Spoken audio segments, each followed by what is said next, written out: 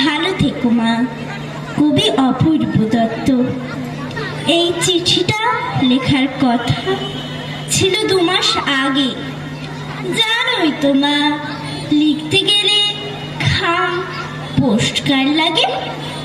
আমি কি আর পোস্ট অফিসে একলা যেতে পারি?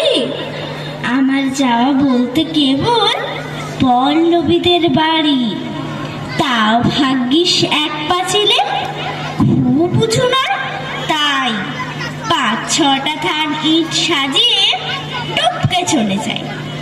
ছোটদাকে রোজ বলতে বলতে আজকে হলো দয়া। জোড়া শালিক দেখলাম বলেই দিনটা এত পয়া। তোমার জন্যে আমার মাগো কি মন খারাপ করে। যতই ওরা তোমার ছবি টাঙিয়ে রাখুক ঘরে, তাতে কি আর মন ভরে মা? সত্যি বলছি শোনো, ছবির মা কি আদর করে? গল্প শোনায় কোনো? বাবা বলে তোর মা গেছে দূরে, অনেক দূরে, এই ধরনের শিমুলতলা কিংবা মধুপুরে।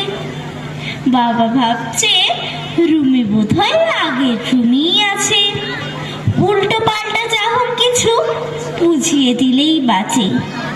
জানি না এই চিঠি তোমার হাতে পড়বে কিনা। তুমি তো আর আসবে না, তাই আসতেও লিখছি না। একটা কথা চুপি চুপি লিখছি তোমার শেষে। তোমার রুমি ভালোই আছে, তার সে নিজের দেশে। ভালো থেকো, আমার কথা মনে পড়লে বলো। এবার উঠি, পিয়ন কাকুর আসার সময় হলো। নমস্কার।